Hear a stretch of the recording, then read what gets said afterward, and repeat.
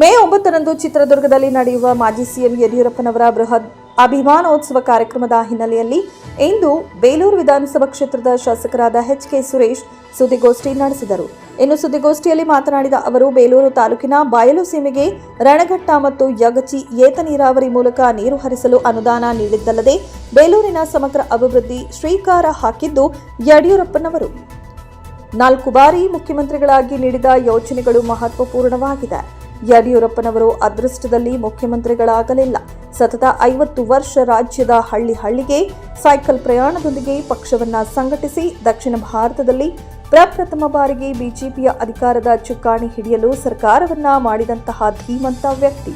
ಇನ್ನು ಯಡಿಯೂರಪ್ಪನವರ ಸಾಧನೆ, ಅವರ ಯೋಜನೆಗಳು ಇಡೀ ದೇಶದಲ್ಲಿ ಮಹತ್ವ ಹೊಂದಿರುವ ಹಿನ್ನೆಲೆಯಲ್ಲಿ ಚಿತ್ರದುರ್ಗದಲ್ಲಿ ಇದೇ ಮೇ 9ರಂದು ಮಾಜಿ ಉಪಮುಖ್ಯಮಂತ್ರಿಗಳು ಹಾಗೂ ಲೋಕಸಭಾ ಸದಸ್ಯರಾದಂತಹ ಗೋವಿಂದ ಕಾರಜೋಳ ಅವರ ಅಧ್ಯಕ್ಷತೆಯಲ್ಲಿ ಬೃಹತ್ ಅಭಿಮಾನೋತ್ಸವವನ್ನು ಹಮ್ಮಿಕೊಳ್ಳಲಾಗಿದೆ. ಈ ಕಾರ್ಯಕ್ರಮಕ್ಕೆ ಕೇಂದ್ರದ ಗೃಹ ಸಚಿವರಾದ ಅಮಿತ್ ಶಾ ಸೇರಿದಂತೆ ಅನೇಕ ಕೇಂದ್ರ ಮಂತ್ರಿಗಳು ಹಾಗೂ ರಾಜ್ಯದ ಎಲ್ಲಾ ಮಾಜಿ ಮಂತ್ರಿಗಳು ಪಕ್ಷಾತೀತವಾಗಿ ಈ ಕಾರ್ಯಕ್ರಮದಲ್ಲಿ ಭಾಗವಹಿಸಲಿದ್ದಾರೆ. ವಿಶೇಷವಾಗಿ 1000ಕ್ಕೂ ಹೆಚ್ಚು ಗುರುವರ್ಯರು ಈ ಕಾರ್ಯಕ್ರಮದಲ್ಲಿ ಪಾಲ್ಗೊಳ್ಳಲಿದ್ದಾರೆ. ಇನ್ನು ನಡೆಯುವ ಕಾರ್ಯಕ್ರಮಕ್ಕೆ ಬೇಲೂರಿನಿಂದ 5,000ಕ್ಕೂ ಹೆಚ್ಚು ಯಡಿಯೂರಪ್ಪನವರ ಅಭಿಮಾನಿ ಬಳಗ ಭಾಗವಹಿಸಲಿದ್ದು, ಈಗಾಗಲೇ 100 ಬಸ್ಸುಗಳನ್ನು ನಿಗದಿ ಮಾಡಲಾಗಿದೆ. ಪ್ರತಿ ಹಳ್ಳಿಯಲ್ಲೂ ಕೆಲವರು ವೈಯಕ್ತಿಕವಾಗಿ ಈ ಕಾರ್ಯಕ್ರಮದಲ್ಲಿ ಭಾಗವಹಿಸುವ ಬಗ್ಗೆ ನಮಗೆ ತಿಳಿಸಿದ್ದು, ಪ್ರತಿಯೊಬ್ಬರೂ ಕೂಡ ಪಕ್ಷಾತೀತವಾಗಿ ಇಂತಹ ಕಾರ್ಯಕ್ರಮದಲ್ಲಿ ಭಾಗವಹಿಸಿ ಅವರಿಗೆ ಇನ್ನೂ ಹೆಚ್ಚಿನ ಶಕ್ತಿ ದೇವರು ಕರುಣಿಸಲಿ ಎಂದು ಪ್ರಾರ್ಥಿಸಲು ಈ ಕಾರ್ಯಕ್ರಮದಲ್ಲಿ ಭಾಗವಹಿಸಿ ಎಂದು ಕರೆ ನೀಡಿದರು. ಮಾಜಿ ಮುಖ್ಯಮಂತ್ರಿಗಳು, ಬಿಜೆಪಿ ಕೇಂದ್ರೀಯ ಮಂಡಳಿಯ ಸದಸ್ಯರಾದಂಥ ಸನ್ಮಾನ್ಯ ಯಡಿಯೂರಪ್ಪಾಜಿಯವರ 50 ವರ್ಷಗಳ ಸುದೀರ್ಘ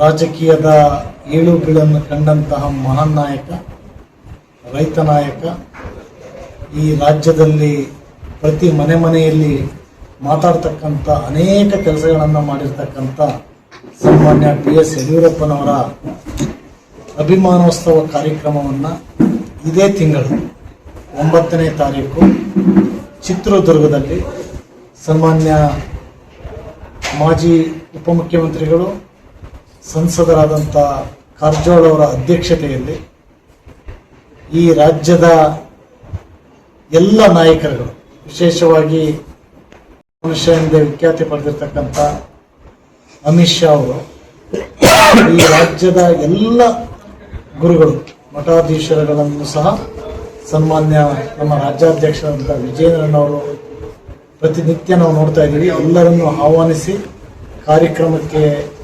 ಬರತಕ್ಕಂಥದ್ದಕ್ಕೆ ಆಹ್ವಾನಿಸಿದ್ದಾರೆ. ಹಾಗಾಗಿ ಎಲ್ಲ ಮಠಾಧೀಶರು, ನಮ್ಮ ರಾಜ್ಯದ ಬಹುತೇಕ ಎಲ್ಲ ಜಾತಿ ಧರ್ಮವನ್ನು ಮೀರಿ ವಿಶೇಷವಾಗಿ ಯಡಿಯೂರಪ್ಪನವರು ಕೊಟ್ಟಂಥ ಯೋಜನೆ, 4 ಬಾರಿ ಮುಖ್ಯಮಂತ್ರಿಯಾಗಿ ಈ ದೇಶಕ್ಕೆ ಪ್ರಥಮದಲ್ಲಿ ರೈತರ ಹೆಸರಿನಲ್ಲಿ ವಚನವನ್ನು ಮಾಡಿದಂಥ ಏಕೈಕ ಮುಖ್ಯಮಂತ್ರಿ ಸನ್ಮಾನ್ಯ ಯಡಿಯೂರಪ್ಪನವರು.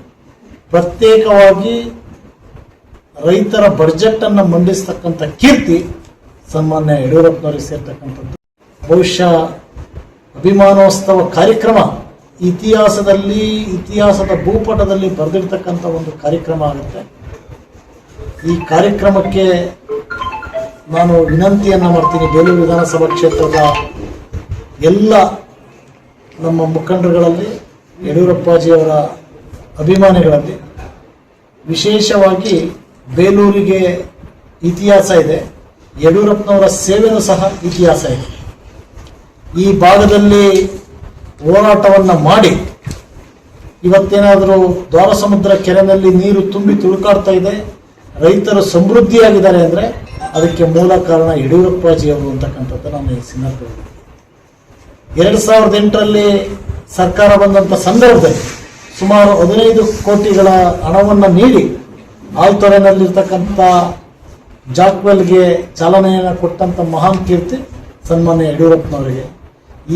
ಇದರಿಂದ ಸುಮಾರು 51 ಕೆರೆಗಳು ನೀರು ತುಂಬತಕ್ಕಂಥದ್ದು.